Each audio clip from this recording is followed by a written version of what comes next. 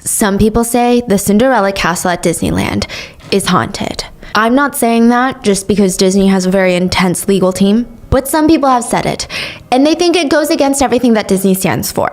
Apparently back then, you could tour this supposedly haunted dungeon underneath Cinderella's castle in Tokyo, of all places, and Disney eventually shut that whole amusement ride down because of just how creeped out the guests were getting.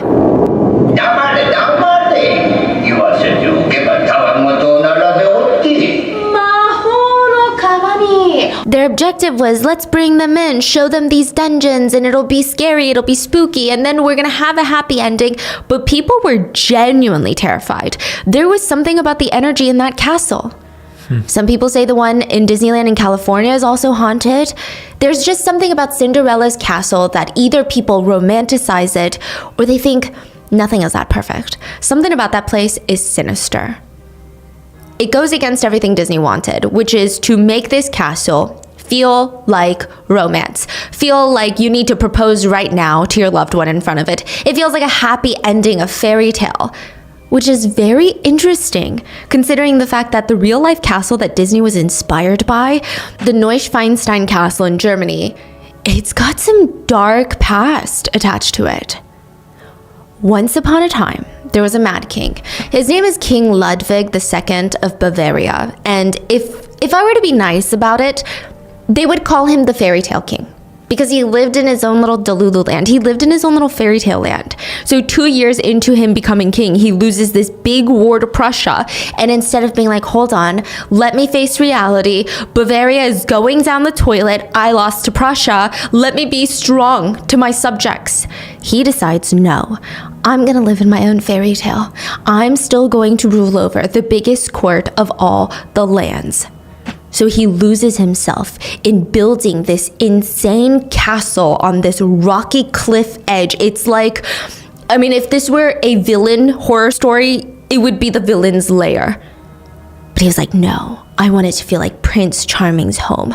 Rocky cliff, we've got the towers that go up, all the stone, impenetrable defenses in case someone wants to storm it. It's gonna have 200 rooms, a ballroom, a theater with a big stage for all of his court to be entertained because he is the greatest king of all.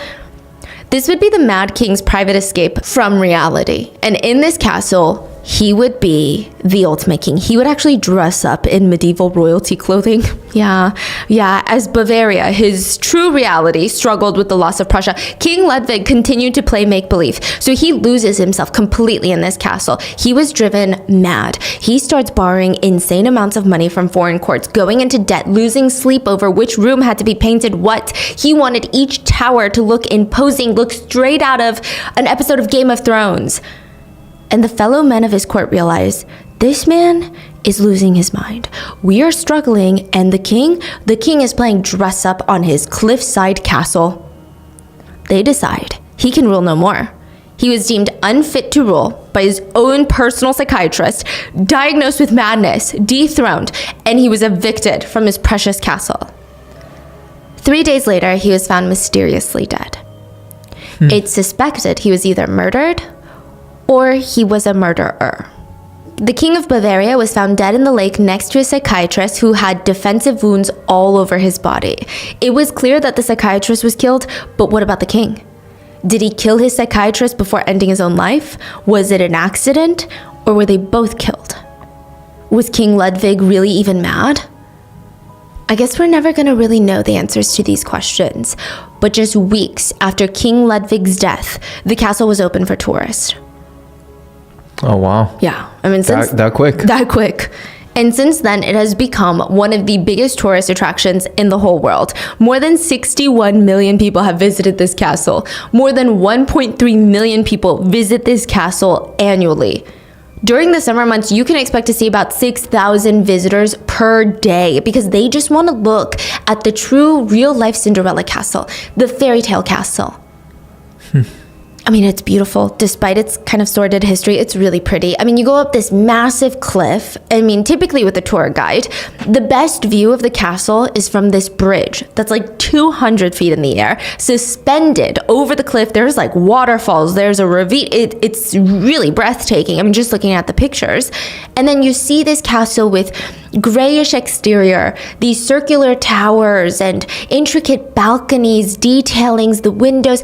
Everything feels like CGI magic. You just can't picture that there were humans that came and built this castle on the cliffside. Think Cinderella's castle at Disney, but 100 times bigger and on a rocky cliff. And in 2023, the romantic Cinderella Castle would be back in the news.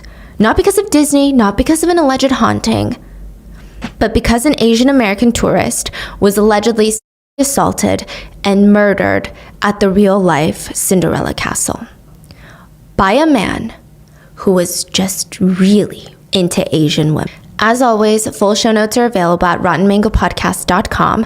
This was a highly requested case that I've been trying to cover for, I want to say, a few months. I hoped that there would be a bit more information as time progressed, but it appears that this is just what we know so far, and we're waiting for a trial to happen in Germany. But as always, I'm interested in hearing your thoughts down in the comments. So with that being said, let's get started. The bridge overlooking the Cinderella Castle was already packed. I mean, even though it's Wednesday, June 13th at 11 a.m., there are people shoulder to shoulder on that bridge waiting in line to try and get a picture with the castle. There were as many phones up there as there were faces in the crowd. So amongst them, there's 2 Asian American women. We've got 21-year-old Eva Liu and 22-year-old Kelsey Chang. So they're patiently waiting to get on this bridge. I mean, this is the main bridge that tourists will go on to see the castle. There are hiking trails around here, around the castle, but this is the best place for views. This is the best place for pictures. This main bridge. People will take turns squeezing past each other just to try and take a picture. Even if there's a million tourists in the background of your photo, it's just that good.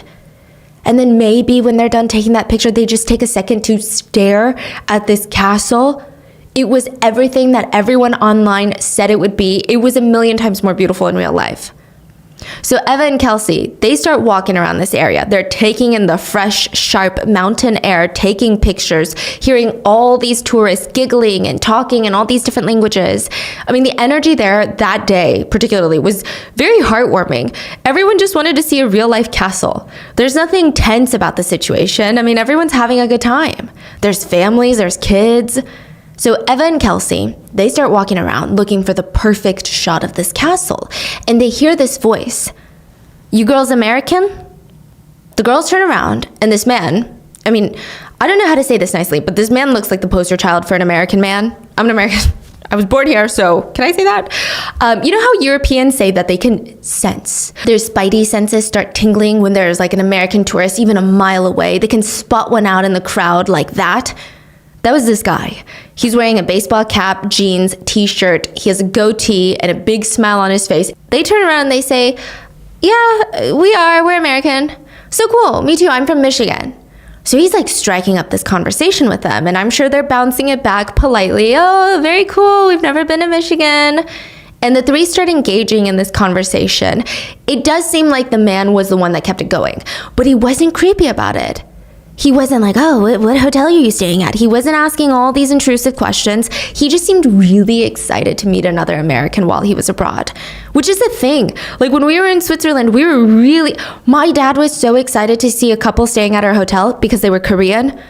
We've never met this couple before. We don't know the first thing about this couple, but he's talking to them as if we were a long-lost family friends. So it's very interesting when you're traveling, you build this like sense of companionship with someone that's from the same country as you, just because they're from the same country as you.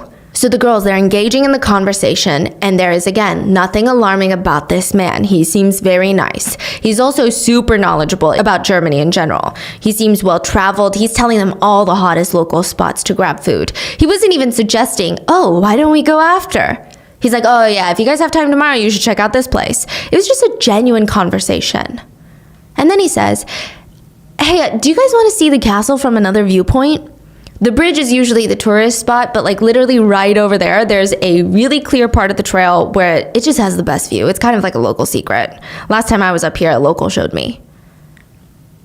At first, the girls are kind of hesitant, but they look around.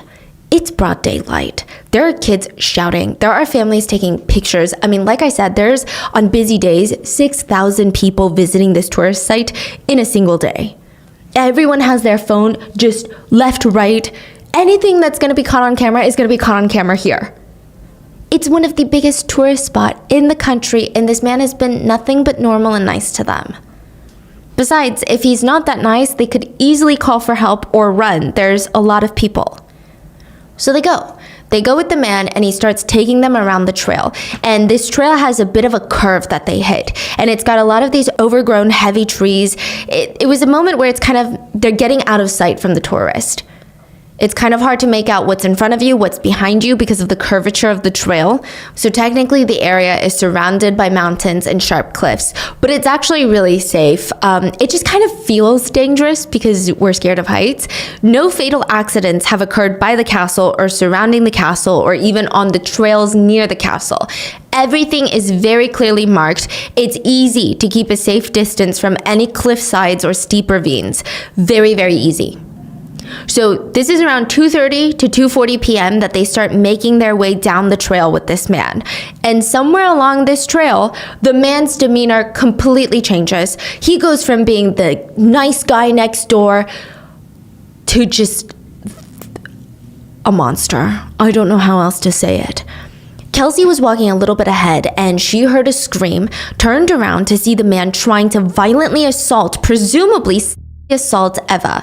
Trying to save her friend, Kelsey runs over, tries to pull this guy off of her best friend, and for a second it works because he's now backed off from Eva. His hands are in the air, but he doesn't run off. Kelsey's hoping, okay, now he's gonna know that we're gonna scream, we're gonna shout, people are gonna come and help us. He doesn't back off. Instead, he turns all of his attention to Kelsey now, puts his hands around her neck, starts choking her and pushing her, basically choking and walking her closer and closer till he gets to the cliff's edge, and then he flings her over the 165-foot drop. 165 feet is like throwing someone off the 17th floor balcony. Wow.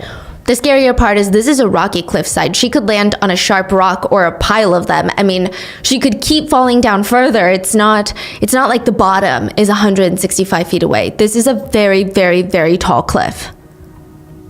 It's worse than a 17th-story building.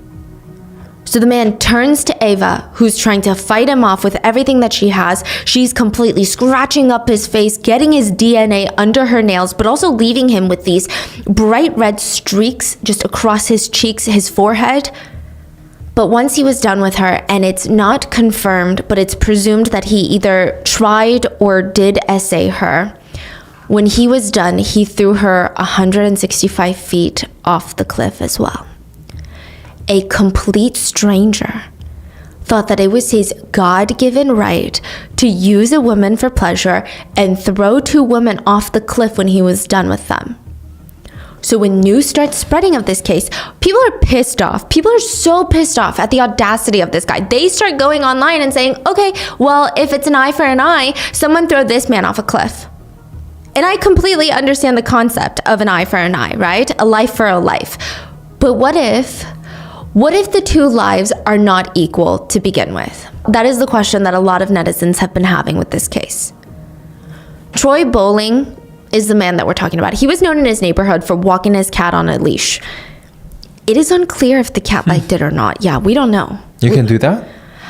I Googled it. It said that most cats don't enjoy it. But you can train them when they're very young to walk on a leash.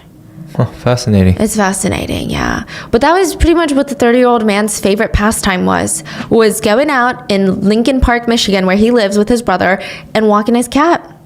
And we don't really know much else about this guy. Everyone said, he's quiet. He minded his own business. I mean, apparently not a single neighbor was like, oh, that's cool. You walk your cat?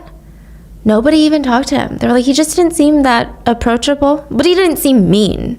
Like, we're not approaching him because he's evil and terrifying and violent. We just thought, what an interesting guy. He always just stayed in the house with his brother. If you did pass him on his little catwalk, he just wouldn't make eye contact with you. It was weird. Like, you know how you walk and you're like, okay, we should make eye contact now so we can like wave and like do the whole neighbor thing. Yeah, no, he didn't, never made eye contact.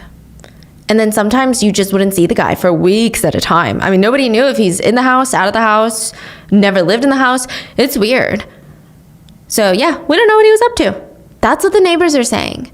But we know what he was up to. He was arrested briefly in 2016 on embezzlement charges, but eventually those charges were dismissed. And the rest of his free time, a lot of his close friends said that he spent playing Dungeons and Dragons. And also, he would tell a bunch of Asian women that he met online how much he liked Asian women. Don't even get me started on this, okay? So a woman from Thailand, let's call her Cece. Cece said that she and Troy met online while they were playing a video game, and they just started hitting it off. He seems like a nice guy. He seems really genuine. It was just this cute online friendship and nothing more. They were texting every day, but that was it. And Troy was actually texting her the whole time that he was up in the mountains. So he had texted her prior to trying to assault and throw two women off of a cliff. She said, I never saw the red flags. I mean, I don't know what he was thinking. The day of, on that mountain, he was sending me pictures of himself on the mountain.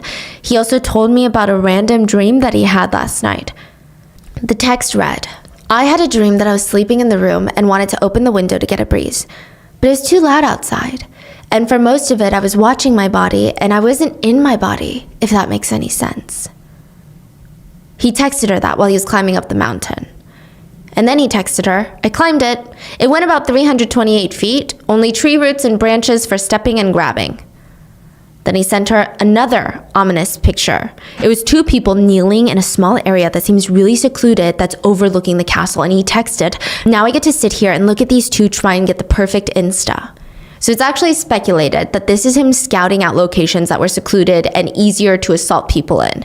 He's filling Cece in on his very, quote, normal day, right to the point where he tries to murder two Asian women. And one of the last things that I thought about when I was researching Eva Liu was Cinderella. Because, you know, this is all happening at the Cinderella Castle, and I mean that with the utmost respect. It's not about fairy tales, it's not about love, but she really just didn't feel like she needed a Prince Charming. That's like what I just kept getting from her story. Eva was the type of person that she knew what she wanted at a young age and worked nonstop ever since she was a kid to get to that point. She only counted on herself. She had this twin sister named Alice, and the two of them would do everything together. They would run around terrorizing their parents. I'm kidding. But apparently they were these really cute, well-behaved kids. They're identical twins. They would wear the same clothes. They played the piano, and they had this party trick where one of them would play with their left hand and the other one would play with their right hand. And they just had opposite personalities. Alice said that she was super shy, and Eva was the one that always encouraged her to get out there, go talk to people, like live a little.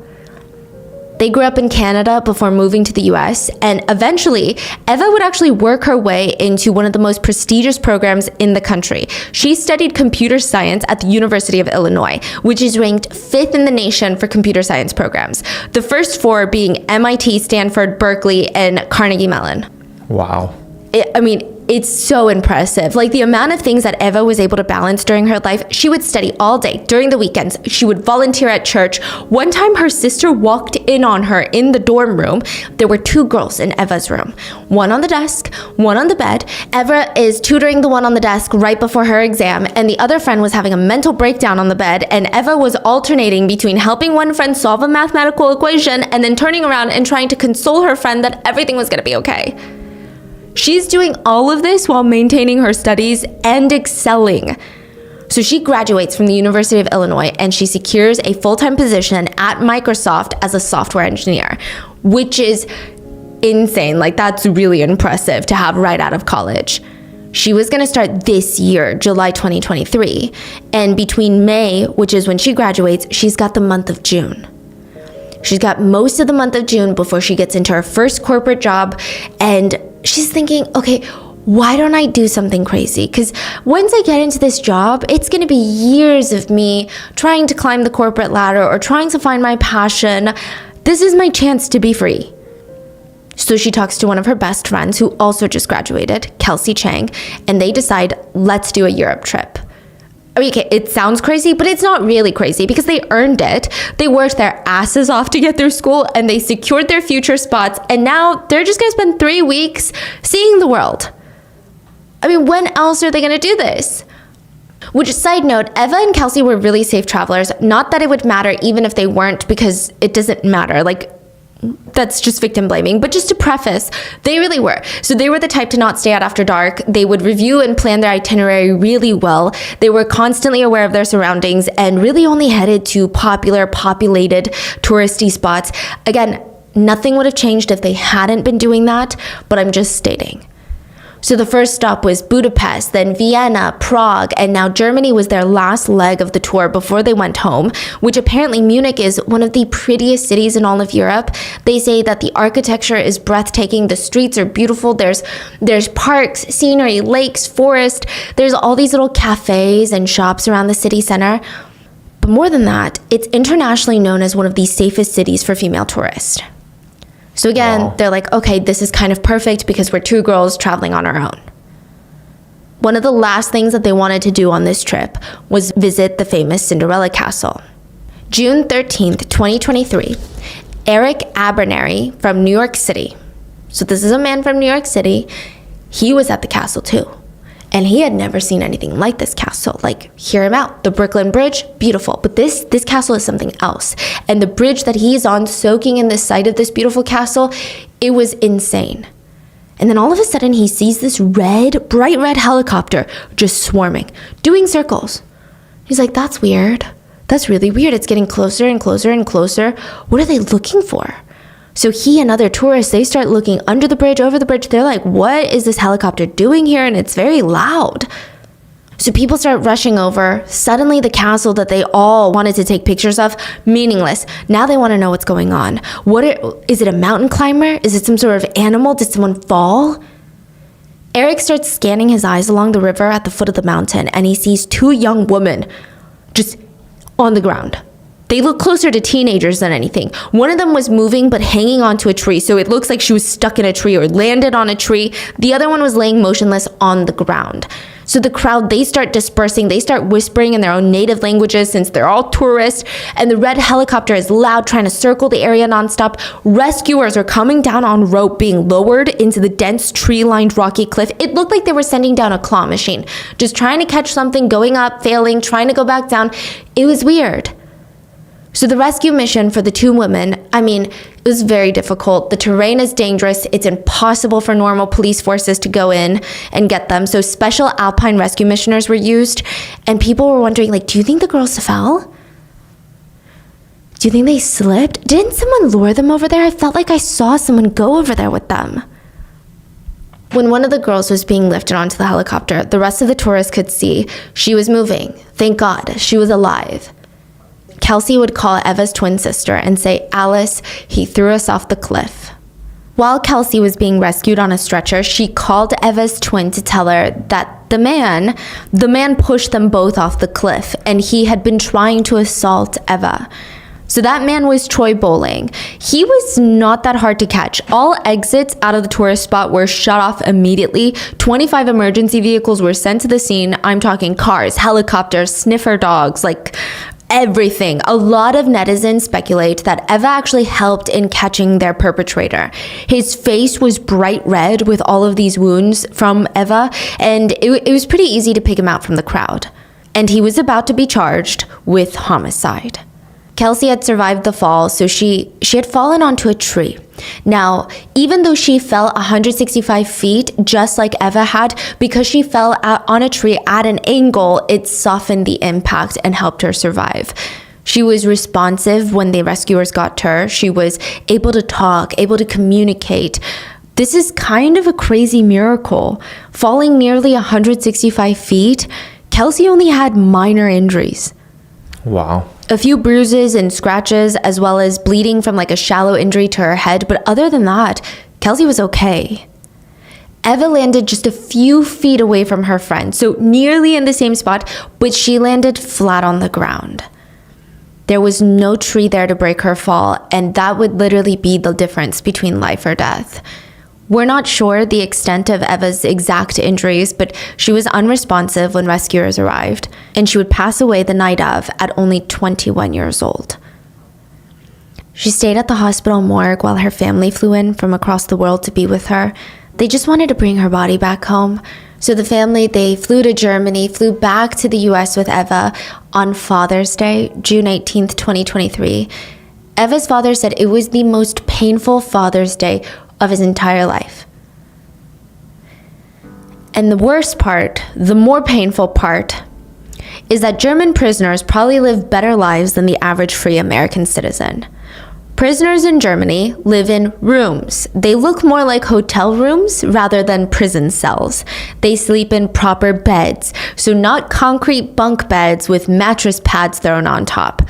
Guards at German prisons are advised to knock before going into prisoners' rooms.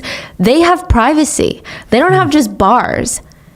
If prisoners are hungry, they can walk to the communal kitchen and cook their own meals.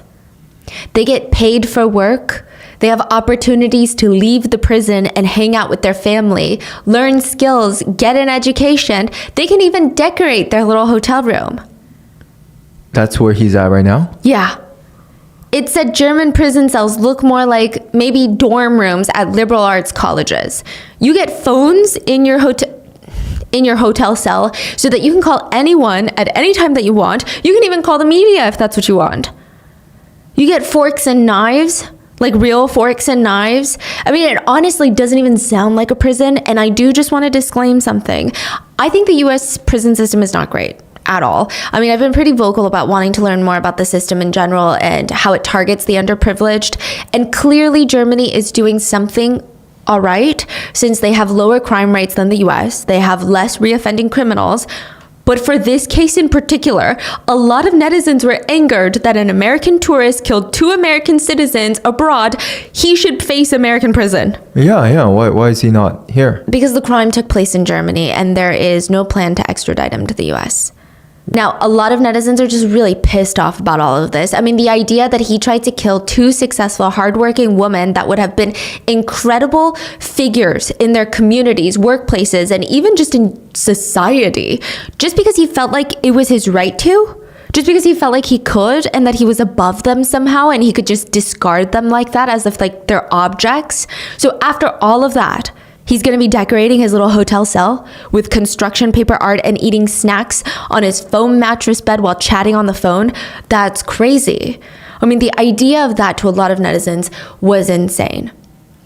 A lot of netizens demanded he be brought back to the US so he could be tried for murder and potentially face the death penalty here, since Germany won't do that for him. Most people that are sentenced to life in prison for murder in Germany, they get out in 15 to 20 years. But as of right now, Troy Bowling is being held in Germany in prison on suspicion of murder, attempted murder, and attempted assault. Germany also has really intense privacy laws when it comes to court cases, so we can kind of assume that's why we just don't have as much information on this case. But the US, I will say, once they found out Troy Bowling's name, journalists swarmed his family home trying to get information from his family members.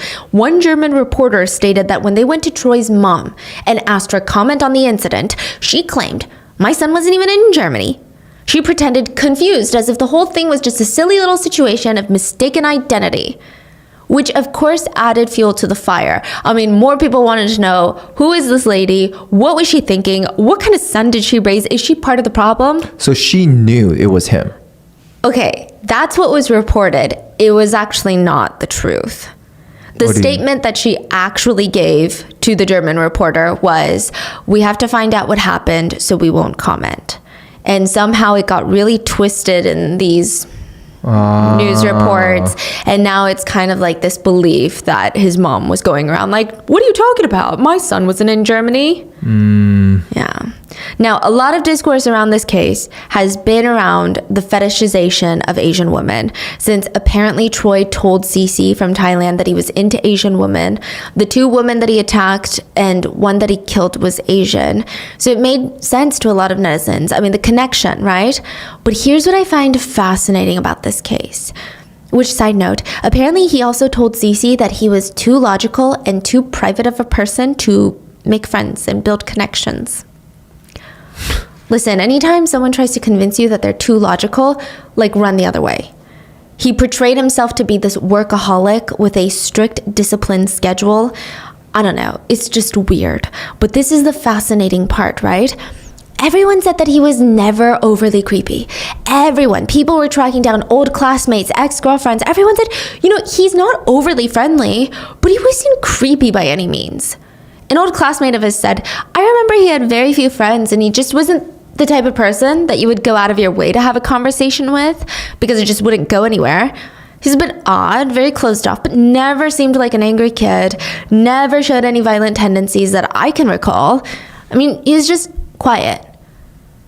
Another classmate said, nothing spectacular. And what's fascinating is not that people didn't realize that he had a hidden side of him or that they were blindsided or shocked. It's the fact that most of the people speaking out weren't Asian. Okay, hear this theory out. So his ex-girlfriend came out and said that he was totally normal. She said, I just can't think of a time where he was even mean. I can't even think of a time where he was rude or hurtful or disrespectful. Like, it's mind-boggling to me that happened because he was never violent. He was just this quiet, shy guy. Side note, none of these people are defending Troy. Nobody is arguing that what he did is horrendous. They're just giving stories of him since that's what journalists were digging for.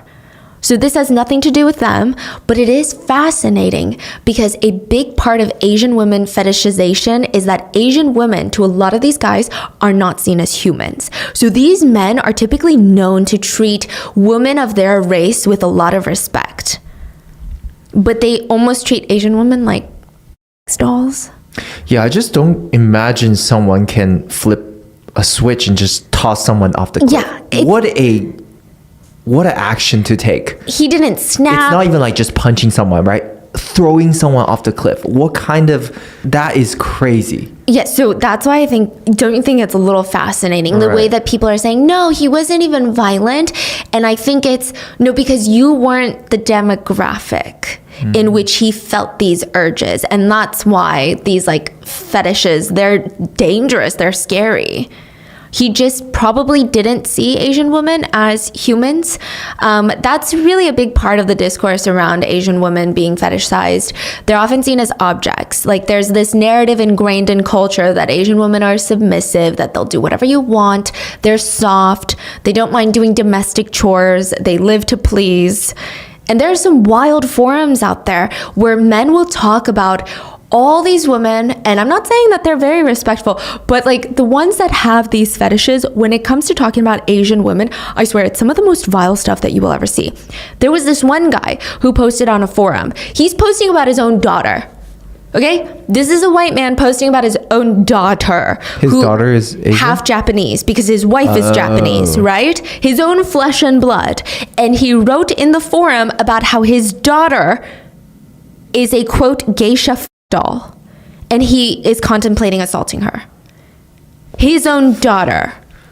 Another forum had a man asking, full sincerity. He's like, no, genuinely, I just need help. Hand to my heart. I have a genuine question. Please take me seriously.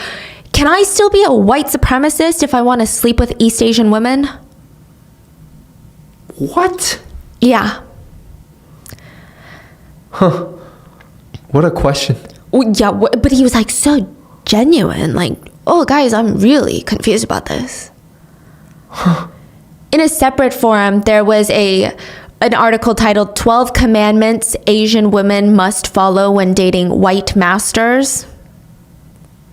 And it included, and it was not limited to, never sleeping with anyone other than the white master, especially never other Asian men or black men.